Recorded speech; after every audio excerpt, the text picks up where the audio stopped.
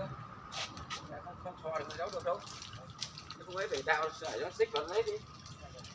Cho cái cột nó sát vào kia đi. Cái này lúc mình là thì to cái pro ra ngoài Thì đồng ý đi nhưng mà nó phải ra được chứ nó đâu ra được. Thì bây giờ mà không lấy thì sau này nó lại chảy vào tường thì làm sao làm được? Mét rưỡi thì phải đo xem cái ấy của nó thế nào. Này không được đâu, cái này nó phải thò ra bên nữa. Rồi đào cái kia để đầu này đẩy sang kia đi. Thì mới được. Này đo sai rồi. Nó phải sát vào tường chứ. Cách tường độ 10 phân thôi chứ cách tường 30 phân này sai đủ. Đào nước vào trong đi, đào kia. Đây cái này còn vào chán được sao? Đây đào rồi, cái đào này để rêu đây thôi. Cái này rêu thịt vào. Rêu thịt con kia nó vừa đủ kìa. Đào vào đây 20 phân nữa. Nó nặng thế. Mình chê thịt nó vào. Bởi vì mình đây nó không khung của nó cố định rồi. Đào nó thì đo cho chuẩn. Không kho được. Mẹ. Rưỡi thì nó cuối còn 10 phân. Mày lên thực tế xem từ cái chỗ cái hoành của nó, mày đo xuống dưới là bao nhiêu thì mới biết được. Cứ đào đi, dĩ càng sát xuống đấy mình làm càng dễ.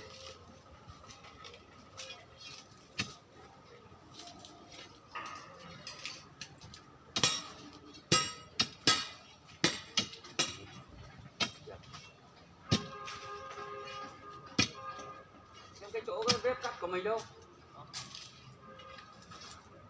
Đấy cái vết cắt của cái này cơ mà. Cái này biết được rồi, đâu? Cách cột 5 phân, cách cột 5 rồi. Đây, bóc từ đây ra đây thôi. Đây, từ đây. Đến cái chỗ đây bao nhiêu? Đây làm sao mà đủ được? Nó có 1,5 mét mà đây biết là cái này mới được có 1,4 mét mà phủ làm sao được ra ngoài kia? Không phải đo cái đấy, có cái này cái lốp cũ của nó là được. Đo cái lốp cũ này được này, sau này mình xì đúng là lốp cũ nó là cái toàn bộ cái bờ lô là cứ vẫn dùng được như thế, cái lỗ của nó cứ thế buộc vào là xong. Thì đúng chỗ của nó.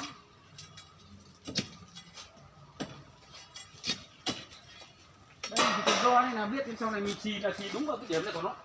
Là sau này tất cả các lỗ bờ lô kia là cũng lại lập đúng như thế.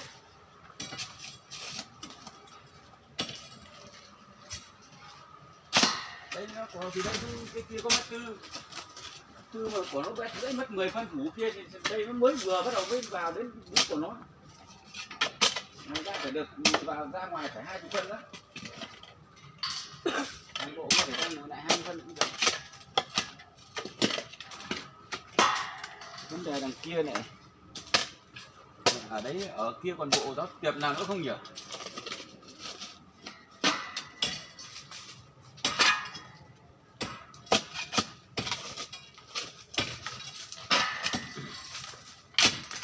Còn bộ giáo tiệp nào không?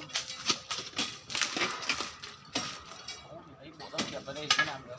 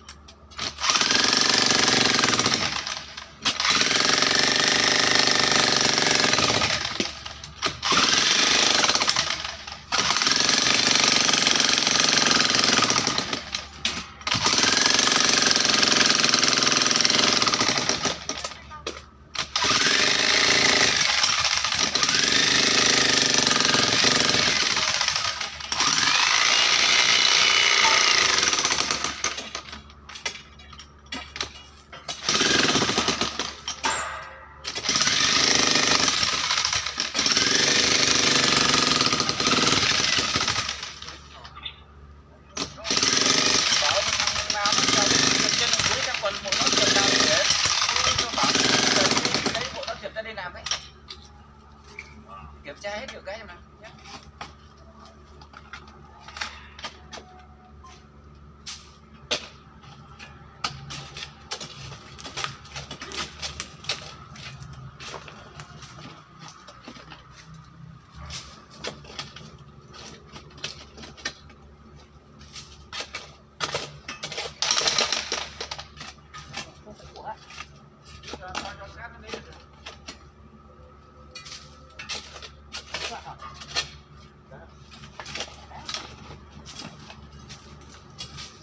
Chấm sát vào cái đường ấy là được.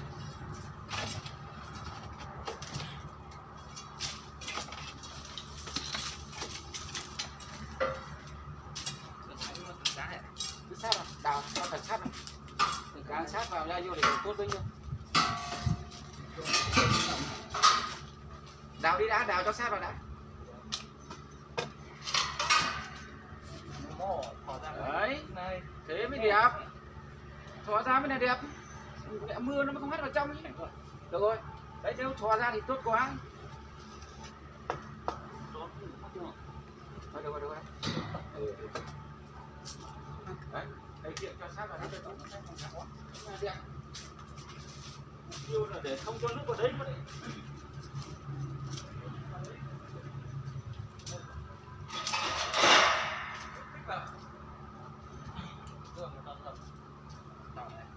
Không có phải đào hết lên nữa, được như cái kia là tốt rồi.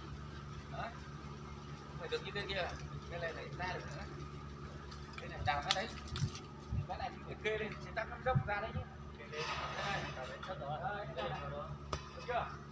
Đấy, dọi đứng chưa? Nó ra chưa? Ra rồi. Đấy, cái kê này vào. Đấy một cạnh.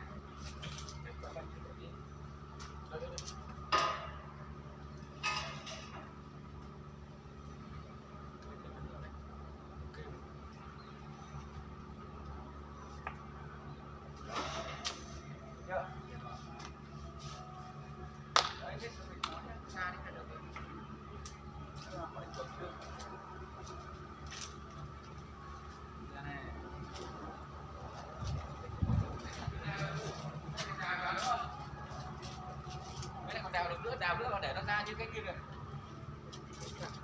Đào cái đi. Cái này đào đây, cái đào bên kia đi đấy. Đào đào. Đào đi. Đây được như cây này nó tốt này. Cây này đang còn nữa, cây này nó thấp.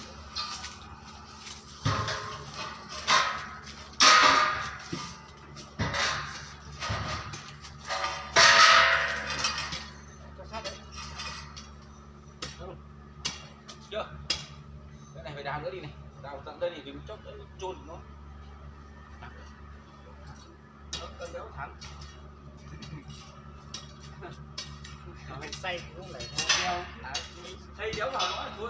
Đây ra ngoài cột.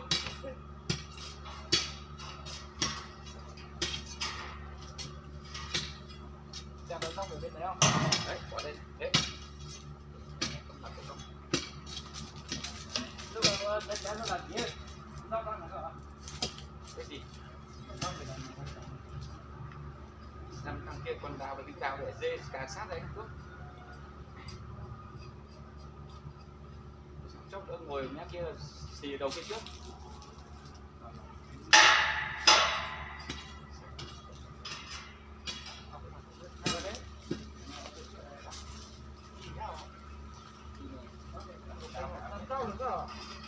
Cây tận Đấy, nó được rồi. cây đầu kia tí. Cây đéo.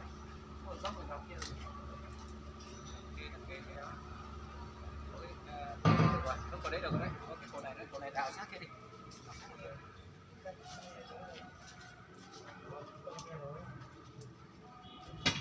Đào sát. Sát rồi. Một cái xúc ổ vẹo nó từ nó cuộn nó này.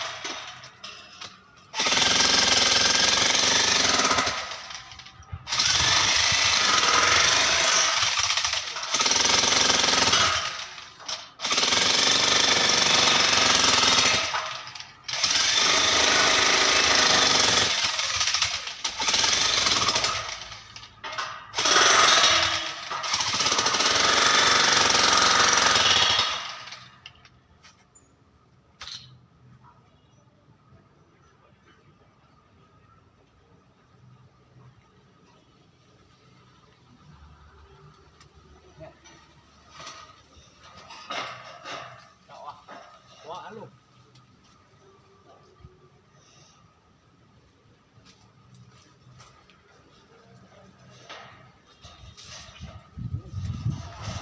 Con hả? Thế thì bảo nó cho ra ngoài đi hộ anh một bộ, với lại sẽ có cái sạc dắp có cái gì đứng để cho thằng nó về nó lấy nhá.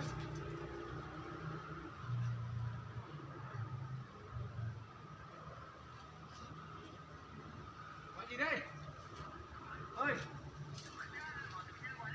Gọi cát hả? Để tôi gọi luôn.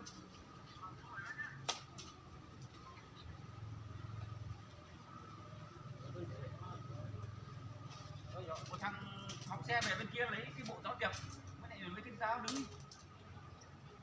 Tí nhớ được không? Ừ.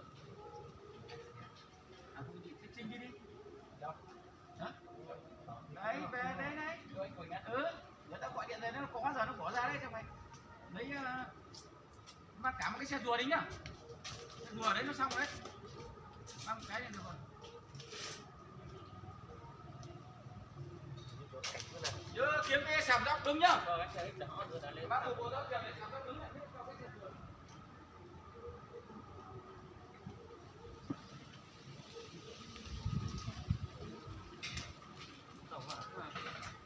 Bây giờ cho lại kia này, cho này lên xong này. Cái dưới cùng cái xì ở dưới trước. Đó.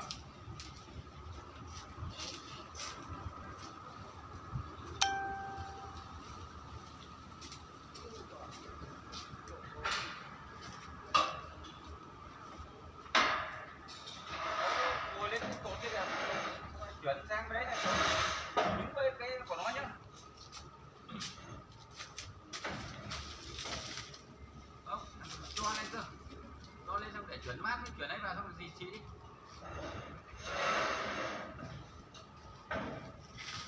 Đứng ở đây đấy không? Vâng đấy, cái xe cắt chát về nhà công của em ấy nhá. Ừ, đi luôn em nhé, giờ hết rồi chúng nó giờ mới bảo. Ê, cố gắng của em ấy. Nhớ cái nào, nhớ cái nào. Đấy, đứng đây kéo sang đấy thế. Rồi. Cái đầu cái cuối là...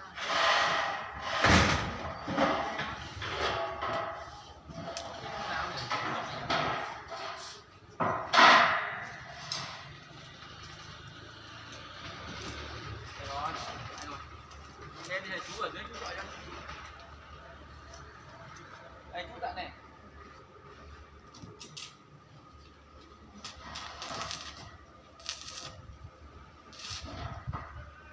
Dặn này.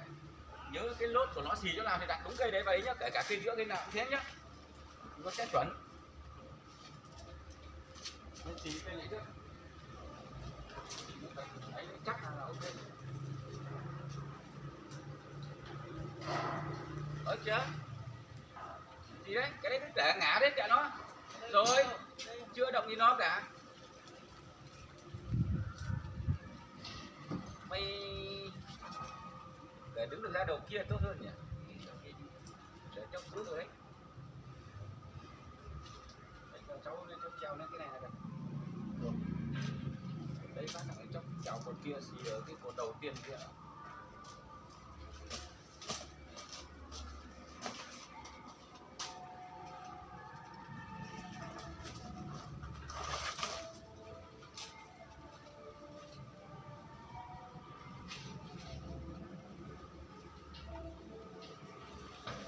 Về đầu kia đi. Có đi được cửa đấy sang không? Không thì trèo nước kia được không? Hả? Thế đi xuống đi. Không, thằng này sức chân sức tay. Đấy, thằng là đây là cái cột kia. Xe beng cho xe beng vào. Cho hai xe beng vào đấy đứng. Ở lỗ đấy, hai xe beng. Ôi giời ông mẹ thế. Cho cao lên đứng. Đấy cả cái búa cho có cái búa vào đứng.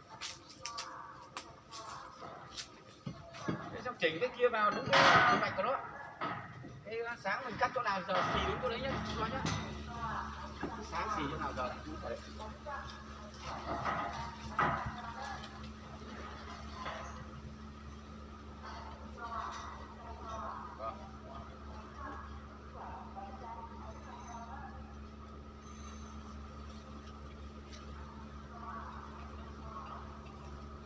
xì đi.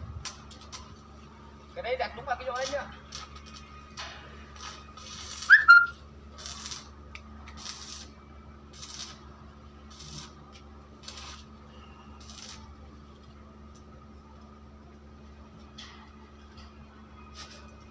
Đặt đúng ở chỗ lốt cũ chưa?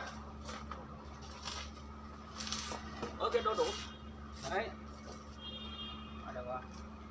Rồi, chú bình tĩnh đấy. Xì thật chắc vậy nhá.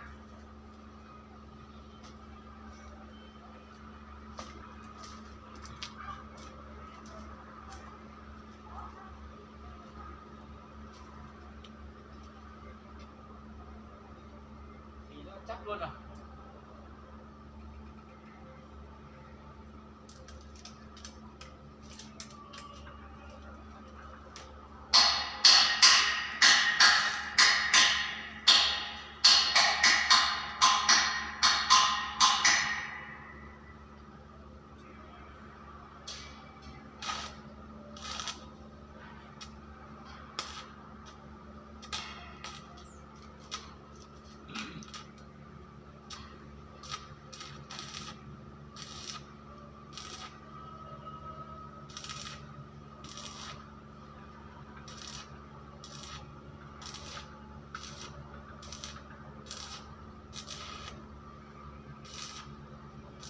Cần cho cái sắt 6 lên không? À, cái sắt 10 này lên mà xí nó chắc vào.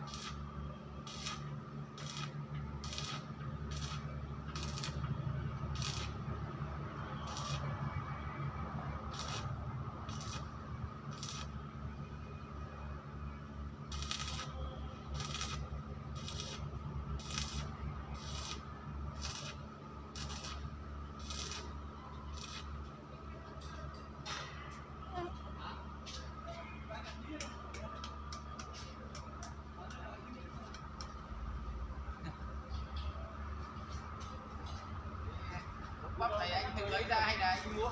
Treo lên à?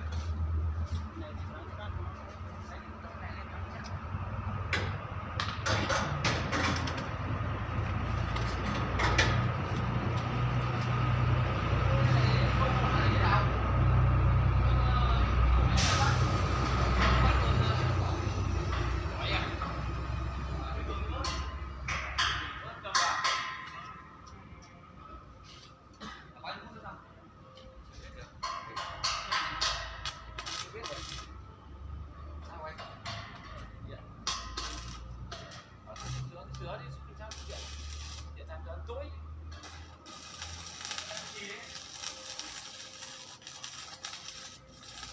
Sửa xong sửa cái điện ấy sửa thoải mái. Hả? Cái điện thoải mái mà, thì không phải cũng ổ cắm. Ôi, ổ cắm luôn rồi nhỉ? Nhà, chưa biết mà chỗ ổ cắm mà.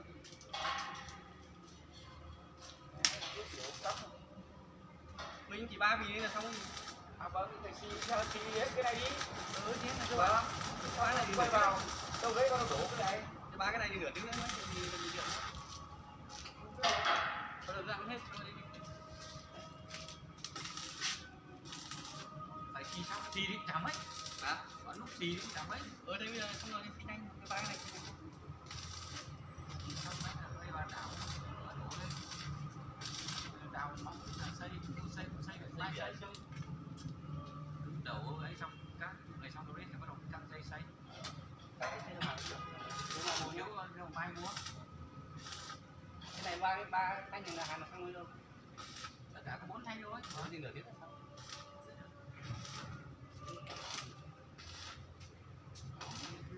Làm đi còn cái đấy kệ đi.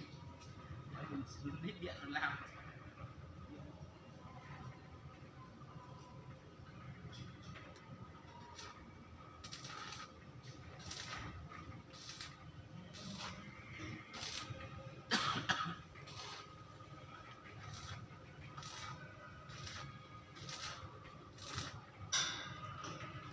Đâu đấy à? Ủa sao đây phải xì thế? Hả? Sao lại xì chéo thế? Những gì? Sao đây cái đấy sao xì thế? Cái này khác thôi mà. Cái này nhớ là mình sẽ quay trên đánh giờ mình cho nước ngoài Nước cũng ra ngoài rồi, nó cảnh nó khối. Đi xuống đằng này. Đi xuống đằng này. Ôi, được chưa? Đây cái điện đen này còn. Cứ hàng tích cực đi, xong bán này thì trả điện nó. Tôi cái này xong. Nó này không cần điện lắm.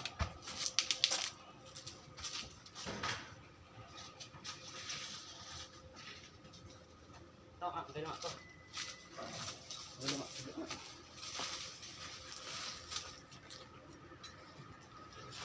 Quên mẹ con.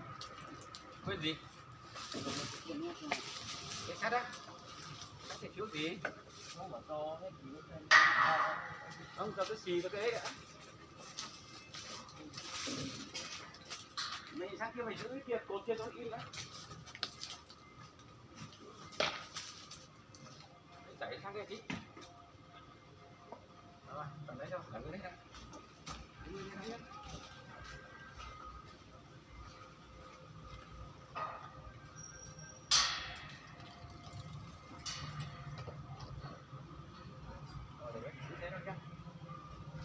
Từ để chú tội đó.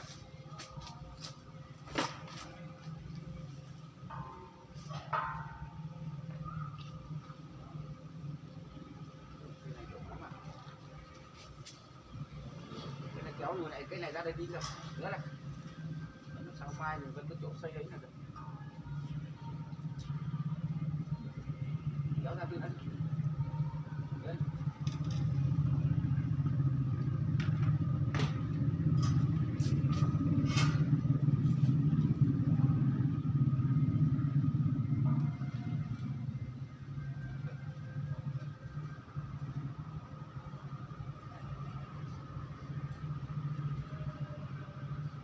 Gì?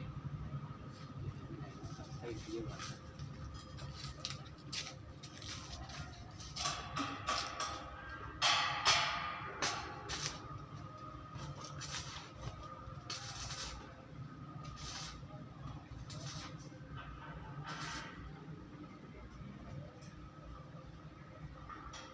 Ôi, vậy đó nha.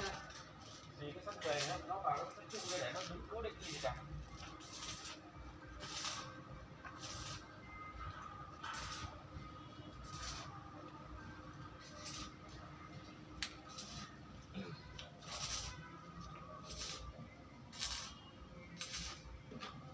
Với anh ăn nó có ngon không? Thế nào? Ngon chứ. Cái diễn hả? Cái diễn hay bưởi ấy?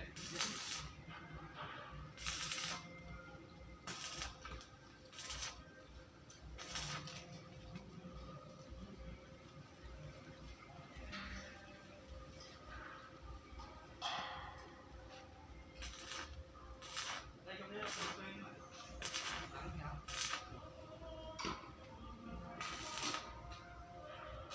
Cái này theo lấy đôi lúa vàng, trồng lúa này. Có trồng gì đâu, lúa vàng mà lúa này. Lúa này sao rồi?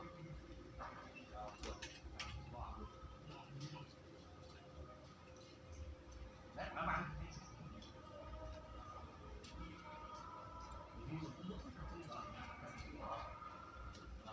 Vui mà. Em những hôm thợ nó nghỉ Tết về trồng nó thấy vui lắm. Vâng. Thế nhưng mà lúc thợ ra rồi thôi, chạy cụ mình chết hết thì chết. Làm tí trồng đằng nhằng cái hoa hết trên mái. Đây được chưa? Được rồi hả? Thế thì bây giờ sang đây đi. Sang đây xì cái này nó vào cái kia để cho nó cố định, nó không chốc nó xô mẹ đi. Xì vào cái cổng kìa. Thì nó mới không xô. Xong đâu đấy là bắt đầu xì cái giữa này tiếp. À em ơi, mai mang cái máy bánh cửa đấy. Bánh vít hả? Vít bánh này xong thì mài đi cái này. Cho thằng Trường ăn trước thằng Trường. Vâng. Nó làm khói ra ngoài đóng giờ mẹ cũng nở ra cái này. Được rồi.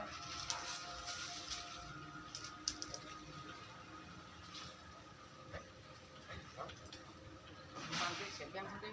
Đấy xì nó vào cái trụ ấy. Đấy. Đây.